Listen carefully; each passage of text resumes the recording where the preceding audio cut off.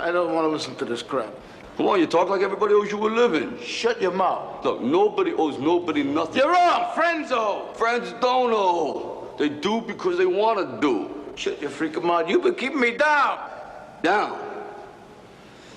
You know, you're like a crazy brother to me. You really are. So I'm going to tell you something. This is coming straight from the heart, Paulie. And I mean this. You ain't down. And you ain't a loser. You're just a jealous, lazy bum. Okay. I'm gonna break your mouth. I'm gonna bust your mouth up!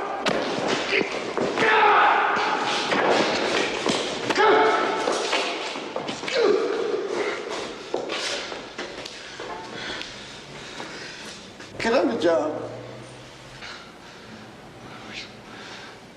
All you had to do was ask.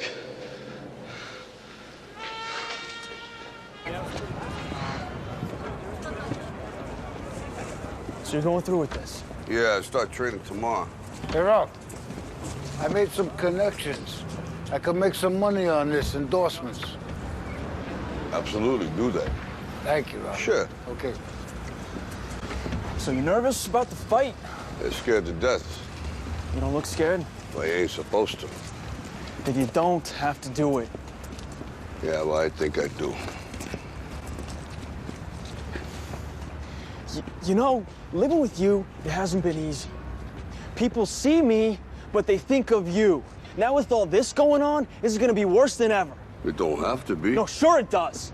Why? You got a lot going on, kid. Oh, what, my last name? That's the reason I got a decent job. That's the reason why people deal with me in the first place. Now I start to get a little ahead. I start to get a little something for myself, and this happens. Now I'm asking you as a favor not to go through with this, okay? This is only gonna end up bad for you, and it's gonna end up bad for me. You think I'm hurting you? Yeah, in a way you are. It's the last thing I ever wanted to do. I know that's not what you want to do, but that's just the way that it is. Don't you care what people think? Doesn't it bother you that people are making you out to be a joke and that I'm gonna be included in that? Do you think that's right? Do you? Let me tell you something you already know.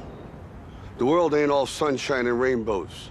It's a very mean and nasty place, and I don't care how tough you are, it will beat you to your knees and keep you there permanently if you let it. You, me, or nobody is gonna hit as hard as life. But it ain't about how hard you hit. It's about how hard you can get hit and keep moving forward. How much you can take and keep moving forward. That's how winning is done.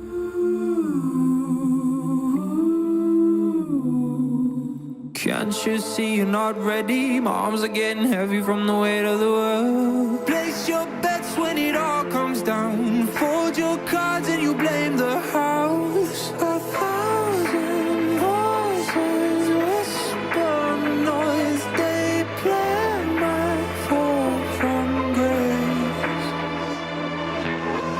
Oh, I know. Say you want a hero. You don't. Say you want a savior. Off the ground, now you wanna blame me when you're falling down. Everything getting falling apart.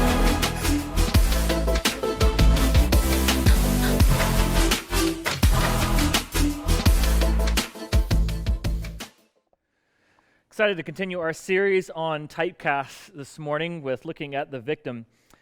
In those Rocky movies, it's interesting that they take place 24 years apart, and yet he's dealing with an issue of victimhood by somebody in his life. And then back in Rocky 3, it was his brother-in-law, Paulie, who is always playing the victim, and everybody always owes him something. It's Rocky's fault that's always keeping him down. And then you fast forward 24 years. And by the way, did you notice who was coming out of the door talking to him? That was Paulie right there. You're right there. And where's Paulie now? Now he's got the job, and now he's doing something with his life. He's always thinking about what can I do to take action and make something of myself, and he's always thinking, always working. But now who's playing the role of a victim? Now it's his son who's back in this same thing. It's because of what you're doing. My life is you're keeping me down. You're the reason why I'm having problems. Everything is always somebody else's fault, somebody else's responsibility, somebody else is to blame. That's the role of a victim, which we'll be talking about this morning. I kind of started off last week giving an overview in that everybody faces adversity. Everywhere in your life, you're going to be facing adversity. Jesus said it very well over in John 16:33. In this life, you will have trouble. And then he goes on to say, but behold, I have overcome the world. God's desire for you and for me is that we would be able to overcome the adversities we face in this world, that we would do that through having a loving relationship with him that we'll ultimately get to enjoy for all eternity, that we would also come alongside others and help them in the same way that we've been helped, and that we would play the role of a hero or a guide in our life. However, our sinful nature, our sinful tendencies, the sort of natural drift of our humanity will push us towards the role of either the victim or, as we'll look at next week, the villain. And the victim, to kind of give a working definition of it this morning, this is a little bit meaty, but hopefully I'll talk slow enough that you can get it. It says, victim mentality is a state in which we feel sorry for ourselves, always having a personal pity party, where we continually see ourselves as a victim of other people or circumstances, which leads to a desire to get attention and sympathy from other people while avoiding responsibility. I'll say that one more time.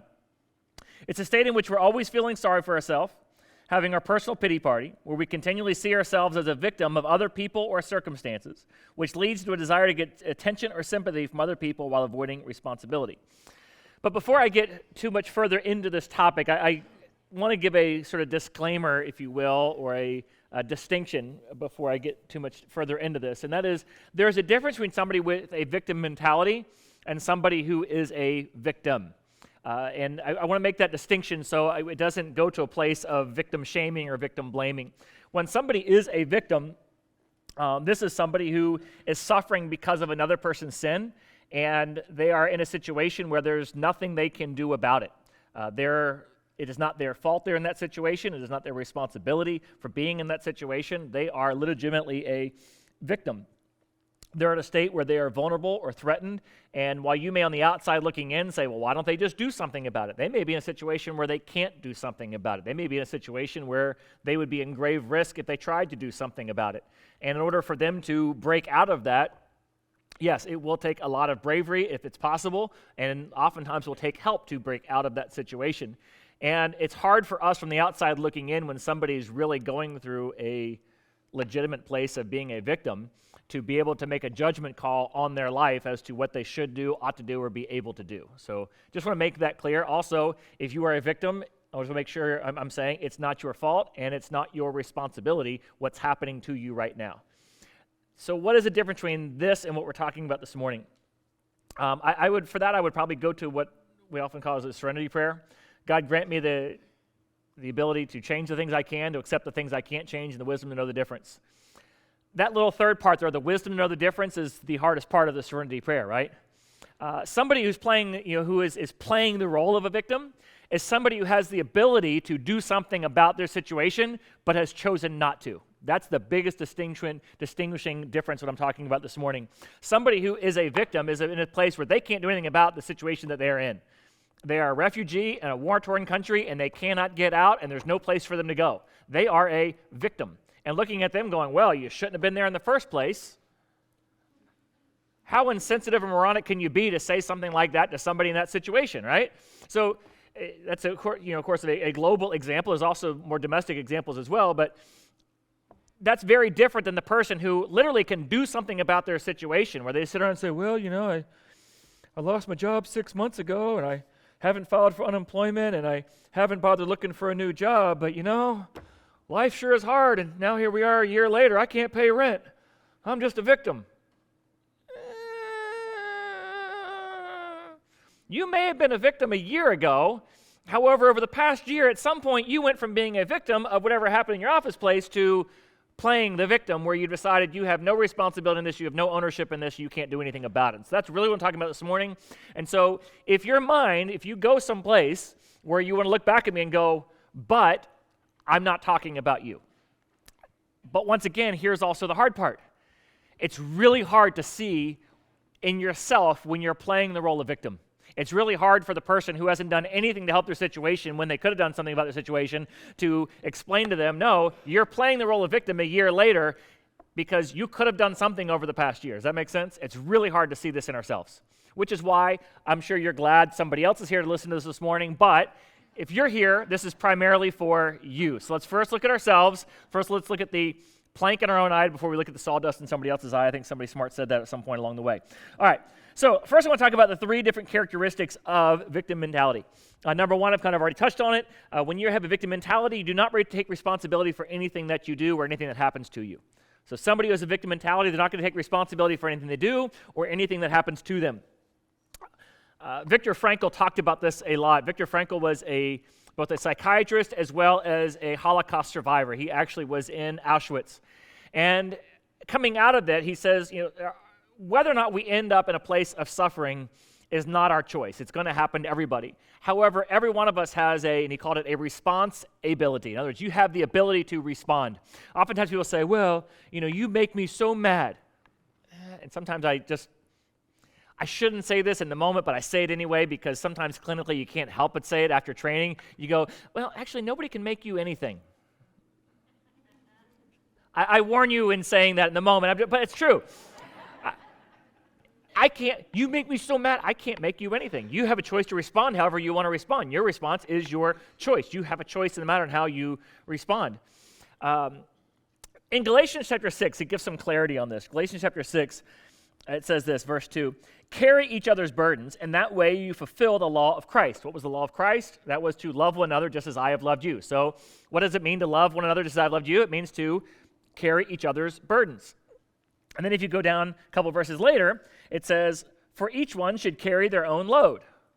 And you go, well, wait a minute, which is it? First it says carry each other's burdens, then it says carry your own load. This is the problem I have with the Bible. It's always contradicting itself, and you never really can figure out what God means. Once again, are we almost blaming God in this moment? Anyways, so what's the issue here? Well, if you dig a little further, and you look at the words that are used, you'll find in the Greek there's 2 different words used here. The first one, when it says, each of you should carry each other's burdens, this is referring to a burden that is too big or too heavy for you to carry, which is why I have a cooler up here. Now, if you'll notice, I'll act like it's really heavy. No, it's not. All right. So do you notice how far apart these handles are? But what have you seen people do when they get to the beach, right? What do? They come out here. They're intentionally this far apart, and then they're doing this number right here, right? And if you see somebody doing this number, what should you say to them if you have the ability? Let me help you with that, right? Because this thing was never meant to be carried all the way down to the beach by yourself, okay? You're supposed to come over here. Oh, well, it's not manly to pick it. No. It was not designed for that purpose. Now, unfortunately, I left it back in the back of the room. I got to go get it. The other word that is used here, if there's a recording, they can just cut this and come back in, all right? The other word, when it says, each of you should carry your own load, it's a specific word that's used to the cargo that a ship can safely carry. The amount of cargo a ship can safely carry. Picture that like your backpack. You ever been on a hike with somebody who doesn't want to carry their backpack? I did a 50-mile hike when I was in Boy Scouts as a kid, and there was nothing more annoying than the kid who would complain about their backpack. Oh, can you carry this for me? Can you take some of my stuff? You need to carry your own sleeping bag. You need to carry your own clothes. You need to carry your own food.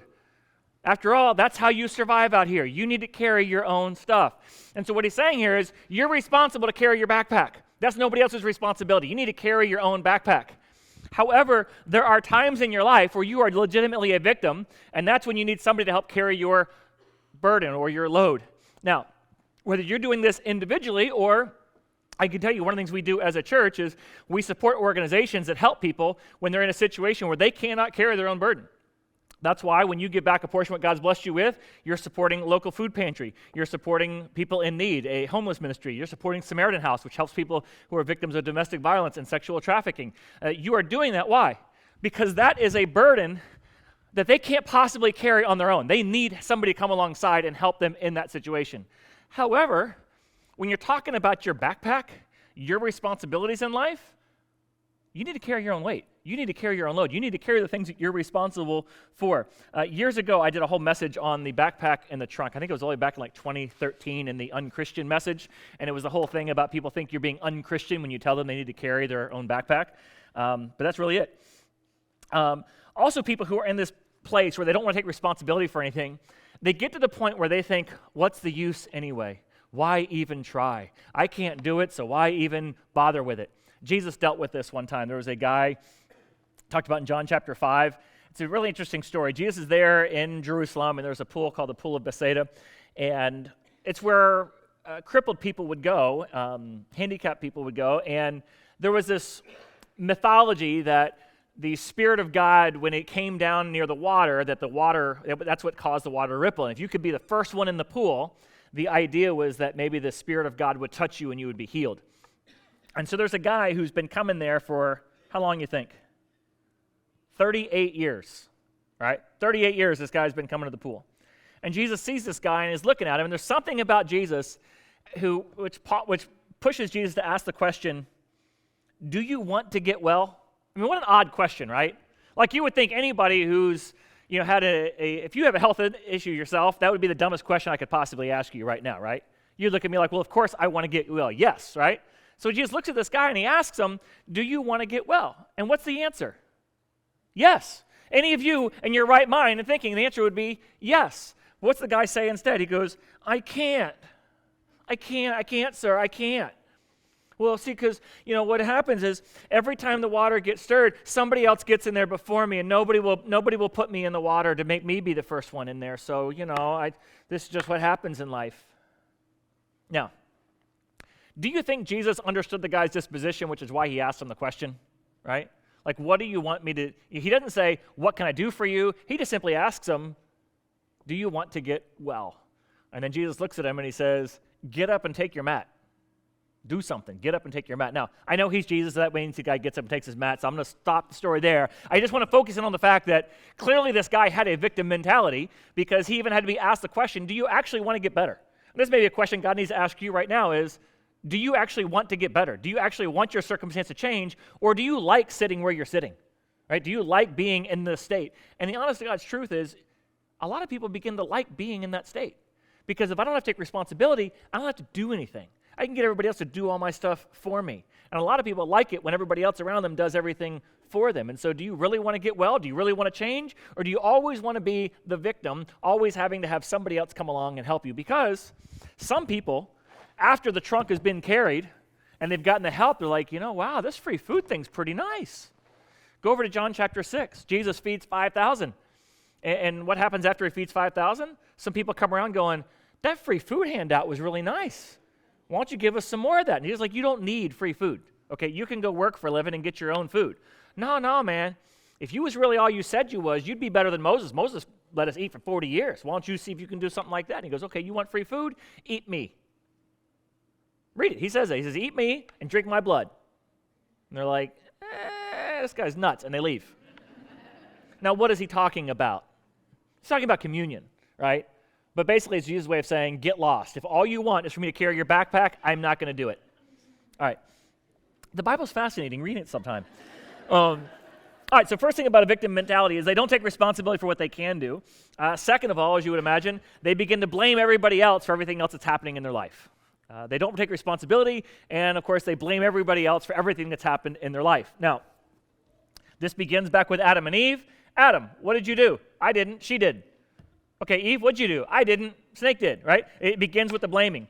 You see this in Saul's life. If you ever go back and read, Saul was one of the first kings of Israel. And in 1 Samuel 15, he messes up, and Samuel comes and calls him on it. And he's like, well, it wasn't me. It was the soldiers. It wasn't me. It was the people. They're the ones who did all this. I had nothing to do with it. He's like, you're the king, for goodness sakes. Don't you call the shots around here? Well, it's not me. They did it. I didn't know anything was going on. Blame, blame, blame, blame, blame, blame, blame. Jeremiah 31:29 speaks to this. This is the setting for this is the people have, as collectively as a nation, have been going down a sinful path for a long time, and they end up, they're about to get judged. If you know Jeremiah 29, that's where they get carried off into captivity. God basically puts the entire nation in at least a 70-year timeout, where he pulls them out, makes them go live in a foreign land for a while as part of their judgment. And Jeremiah looks forward to that time in the future, and he says this, Jeremiah 31:29. He says, in those days, they'll never be able to say again, well, our fathers have eaten sour grapes and set the children's teeth on edge, because everyone will be responsible for their own sins. Everyone who eats sour grapes, their own teeth will be set on edge. So what's he saying here? there was this idea that, well, I'm in this situation because of what my parents did. And he says, part of the judgment of God coming in your life right now is that you would realize that you're responsible for what you've done. When you've learned this lesson, you'll come back and say, the reason I am the way I am is not because of something else somebody did, it's because of my own choices along the way. Now, everybody has got a story from their past for why they don't have as equal of a chance as everybody else. Everybody has that. However, for most people, there was something along the way you could have done differently to change the outcome of where you're at right now. Now, once again, I'm not victim blaming, I'm not victim shaming. Go back to my early disclaimer. What I'm talking about here is a lot of people have had a lot of adversity. I remember one of the things somebody said to me that changed the direction of my life, and they said, Steve, you're not the first person to go through this. A lot of other people have lost their spouse, and they're handling this a lot better than you are right now. That hit. Because I could go back to that, victim card again and again and again and again, but it wasn't until I said, okay, what can I do differently about my situation to be able to change the outcome I have going forward? What is it that I can change? I need the wisdom to know the difference. I can't change what has happened, but what can I change about how I respond to what happened going forward? Because I can either continue to blame everybody else for my situation, woe is me, or I can take ownership of what I can take ownership for and move forward in a different direction. So in Jeremiah 31, they were wanting to blame the previous generation. The question I want to ask you is who are you blaming for your current situation? And to what extent is their actions responsible for where you're at? And to what extent is your response to their actions responsible for where you're at? Next of all, so we talk about victim mentality doesn't take personal responsibility. It blames other people, everything that happened. And then next of all, it distorts our view of reality. After a while, when you live in this state for a while, you begin to see everything as a negative. You look for the bad in everything. Everything is sort of a negative outlook. There's a guy in one of Jesus' disciples is named Thomas. Anybody know what his nickname is? Doubting Thomas, right? Everybody kind of knows him about Doubting Thomas. And the reason for that is after Jesus died on the cross and rose from the dead, Jesus showed up and appeared to the disciples in the upper room. Now, only 10 of them were there. Obviously, Judas, not there. Well, Thomas wasn't there either. We don't know why. Maybe he was out getting a sandwich. I don't know, but he wasn't there. And can you imagine missing that day, right? Of all the days to miss church, that's the day you miss, the day Jesus shows up.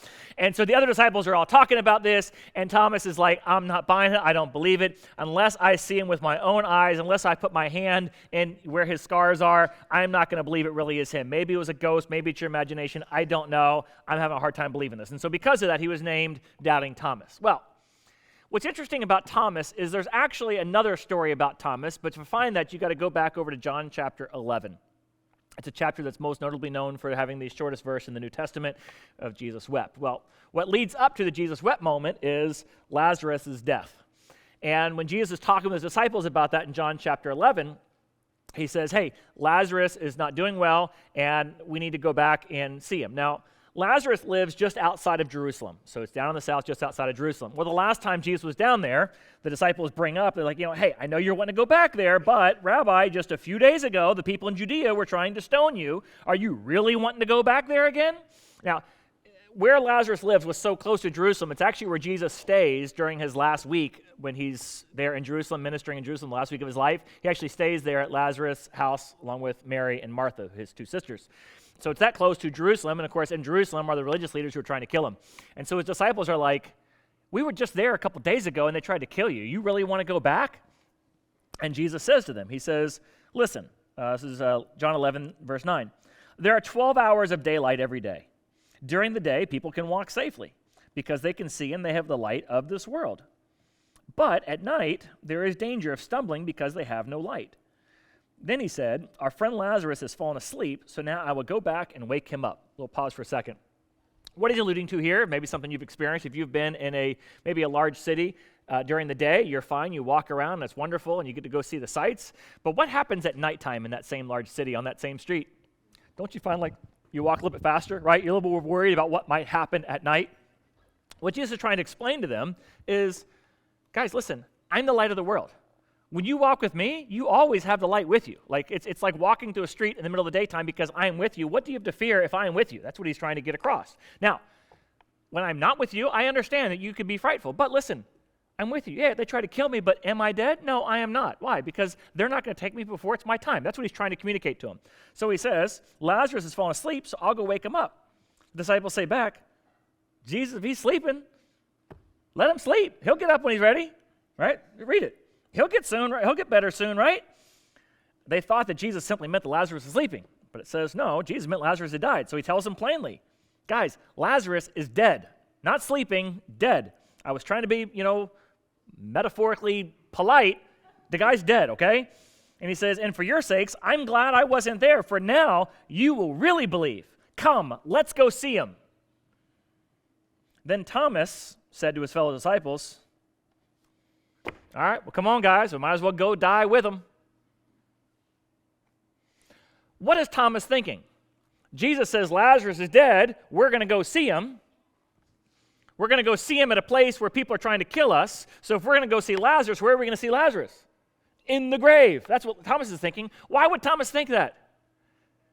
Because he has a negative disposition on life, right? Jesus is trying to say, you're going to see something you're going to believe. Like, you're going to see something amazing. And Thomas is like, amazing? I didn't hear that in your message. I just heard that we're going to go there and die. Well, if we're going to go die, fine. Well, I'll go die with you. That's what negative disposition does. It's that same negative disposition that when his disciple friends all tell him, hey, we saw Jesus risen. What's he say? Nope, couldn't possibly be. Why did he become doubting Thomas? Because the guy had a negative disposition to begin with. And over time, what can happen is you can develop a negative disposition where everything is a result to go to the place of victimhood. Because every single day you're going to face adversity, right? There's going to be something that happens every single day. And if you want to, you can make it out to where the world's out to get you, everybody's out to get you, nothing good ever happens in your life because everything in this life is always stacked against you. I'm sure everything happens for a reason, and the reason is because God doesn't like me and he's forgotten about me, doesn't want me to ever have anything good. That's why everything happens for a reason, and that's the reason. No, Thomas. No. All right, so that's what victim mentality is. What's the result of victim mentality? What's the issue here? Well, as you might imagine, if you're going to never take responsibility and expect everybody else to carry your backpack, and if you're going to blame everybody else for everything that's happened, number one, your victim mentality will damage all your relationships. It will lead to damaged relationships. I mean, nobody likes to be blamed for everything that happens in your life. As you can imagine, I'm going to guess that Adam and Eve had some marital issues after that whole scene, right? What's this all blaming me all about thing? I mean, you can imagine that probably happened. There's another issue that comes up with victim mentality in that oftentimes what happens when somebody's in this state for a long time, they feel threatened whenever anything bad happens to somebody else. It's a very odd thing that will happen, right? So something bad will happen to somebody else, and there's a risk that that's going to take the spotlight off of me and my problem if everybody's now concerned about them and their problem, and who's going to have time to carry my backpack if you see somebody else has a trunk that needs to be carried. So we need to get rid of their issue, and this is actually a bigger deal. Like, well, yeah, they at least what happened to them wasn't multiple times like it happened to me. Well, yeah, at least they didn't lose everything like I lost everything. So there's always this tendency to try to one-up somebody, to downplay other people's suffering, because if somebody else is suffering and somebody else is in need, well, then that's going to take away sympathy or support or help that I want to get out of everybody else around me. And after a while, it gets exhausting. It gets tiring. That's why it damages your relationships. And so people who constantly go to this place, they just bounce from relationship to relationship to relationship to relationship because they're always trying to find somebody else who'll carry their backpack and somebody else to blame. And eventually, as they say, you've run out of people to carry your backpack and you run out of people to blame. Next thing that happens as a result of this is it is impossible to be happy or successful when you have a victim mentality. It is impossible to be happy or successful when you have a victim mentality. Now, if you have a negative disposition every single day, how could you possibly be happy anyway?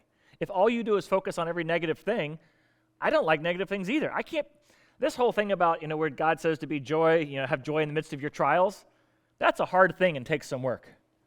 Our natural tendency in the midst of trials is to not be happy about it. Worse yet, if I can be joyful in the midst of a trial knowing God's at work, well, if I don't think God's at work and I just think God's out to get me, I'm not going to be happy about the whole thing. It's very difficult to be happy when you're going through a difficult time and you're blaming everybody else around you. Your relationships are breaking down. People are walking away from you. That's a natural consequence to the fact that you have this victim mentality. On top of that, when you think that every situation that happens in your life is beyond your control, there's no way to succeed, right? The only way that you could possibly succeed is if you miraculously got a really good string of luck and everything fell into place for you, which is never going to happen. It's just not going to happen. On top of that, God gave us responsibilities. And to reject that is to reject who God made us and how God made us. After all, he put humanity here to subdue the earth, to rule over it. And when I reject even that responsibility and other responsibility, I cannot possibly be happy if I'm rejecting God's role for my life. If God has called me to heroically face the challenges in my life, and I reject that role, it is impossible for you to be happy while rejecting responsibility in your life. It is impossible to be happy while you reject responsibility for your life. You will never meet a happy person who does not take personal responsibility for things in life. Which leads to the final thing, and that is, it blinds us to our own sin and our need for God. When you play the role of victim mentality, it blinds you to your own sin and your need for God. There's an interesting story. This happens several times in Scripture. The one I want to go to, though, is over in Joshua chapter 7. The setting for Joshua chapter 7 is, in Joshua chapter 6, they take the city of Jericho. Now, let me fill you back in on Israelite history. They're slaves in Egypt. Moses says, let my people go. They go across the Red Sea. They get over to the edge of the promised land. Moses passes away. Now Joshua is going to lead them into the promised land. To do that, they got to cross over the Jordan River. They cross over the Jordan River. The very first city that you face as you cross over the Jordan River from the side is Jericho. Jericho is a very strong fortified city. If you know the song, Joshua fought the battle of Jericho, Jericho, Jericho, and the walls came tumbling down. It's not exactly accurate. God really did all the fighting. Joshua didn't have to do any fighting because God fought the battle for him. And one of the principles we see throughout God's word, which applies here, is God continually says, the first of everything is mine. Honor me with the first fruits of whatever you have, and I will bless you. So, in other words, the very first things that you get in life, God says, they belong to me. And so this was no different. This is the very first city that they faced. God was going to fight the battle for them to show his mighty power. And so what he says is, instead of going in there and taking all the loot, all the bounty from this city, all of that belongs to me. Don't take anything for yourself. It all belongs to me. Now, after they take out Jericho, which was a overwhelming success, the next city that they have along the way to face is the city of Ai. Now, this would be the equivalent of, you've just taken out, picture it's the Civil War, and the North is coming down to take over the stronghold area. Now, picture you've taken out Yorktown, Chesapeake, Newport News, Virginia Beach. You've just conquered all of that with your big army, and then somebody says, all right, what about Pungo? We don't need to send the whole army to Pungo, right? We'll just send a couple thousand guys. They can take care of Pungo, and then they can come back after a nice afternoon, right? Well, so they send a few thousand guys over to the city of Ai, and they get routed. 34 of them die, and they come running back with a tail between their legs. And here's what Joshua says. Joshua tore his clothes, and he fell face down on the ground before the ark of the Lord, and remained there till evening. And the elders, and they all did the same, and they sprinkled dust on their heads. Then Joshua says, sovereign Lord, why did you ever bring us across the Jordan just to deliver us into the hands of our enemies? If only we'd just been content to stay over there on the other side of Jordan. Pardon your servant, Lord. What can I say now? Now that Israel has been routed by its enemies, the Canaanites and all the other people in this country are going to hear about it. They're going to surround us. They're going to wipe us out from the earth. What then is going to be made of your great name? Anybody think he sounds like a victim in this moment, right? Why, God, why? Notice, what was the title he gives God at the beginning of it? That's a clue. Oh, sovereign Lord. That's a word for, oh God, who's in control of all things. And if you're in control of all things, then why did you let this happen to me? Anybody ever ask that question? Oh God, why? If you control all things and know all things and are powerful over all things, why did this happen? Why did you let this happen? Why did you even bring us here in the first place? Why do I have to be in Virginia Beach? Why did you bring me here in the first place, God? Why? And God says back, shut up. That's my interpretation. He actually says, see if it's not what it sounds like. He goes, stand up. What are you doing down on your face? What are you, get up. This isn't a me thing, this is a you thing. He says, y'all have sinned. You violated my covenant, which I commanded you to keep. Some of y'all have taken some of the devoted things from Jericho, you've stolen them, you've lied about them, and you've put them away in your own possessions. That's why you can't stand up to your enemies. Y'all turned your back on me, and I've turned my back on you. Okay. Why, God? Why? It's all your fault. It's all your fault. And God comes back. Okay. don't try to pray your way out of something you behaved your way into, okay? Get up on your feet, do something about your own sin, then come back and we'll talk. But to come up here and to blame me for what's happened to you, I'm not having any of that. Now, let me just pause for a second, go back to my initial disclaimer. I am not saying that every bad thing that's happened to you is a result of your sin. That's not what I'm saying here. What I am saying, there are times where what's happened to us is a result of our sin, and we blame God and everybody else for what's happened because we won't take responsibility for our own actions. And that's exactly what's going on here. And one of the results of a victim mentality is we will begin to blame God. It'll separate us even further from God, and it's impossible to have a right relationship with God while living in a victim mentality. Because when we have a victim mentality, we're blind to our own faults, we're blind to our own failures, and most importantly before God, we're blind to our sin before God. And this is where Joshua was. God, it's all your fault, all this has happened. God goes, no, this is your fault, this is on you. You need to address the sin in your life, then we can have a right relationship and move forward. And so one of the questions I want to ask you as well now is, to what extent is the things that have happened to you in your life because of your own sin? And what is it that's happening right now that you have to look at and say, God, this is what I need to repent of as I move forward to be in a right relationship with you. So how do I do this? What do I need to do? Well, the obvious thing, I don't have time for this, but number one is take responsibility for what it is that is of yours. God, grant me the ability to change the things I can, the wisdom to know which ones are the things I can change. I need to take responsibility for what's on me, whether it's a sin before you or the actions that I've done or the response that I've had. The other key takeaway from this, and you're going to see this week and next week, is be thankful for what you have. You know, when you have that negative disposition and all you're focused on is everything you don't have, everything bad that's happened, pause for a moment and ask yourself, what is it that God has done in my life? Where is it that I am seeing God at work? Who is it that's come alongside me to help me carry my trunk? What can I be thankful for as far as who's helped me carry my burden? What can I be thankful for as far as the opportunities God has provided for me to be able to have somebody to carry my burden? Now, my backpack, I got to take responsibility for. However, for this right here, I need to thank God for the opportunities I have to have people come alongside me. And so this combination of take responsibility and begin to be grateful for the things you have are two of the primary ways to get out of the victim mentality and the victim mindset.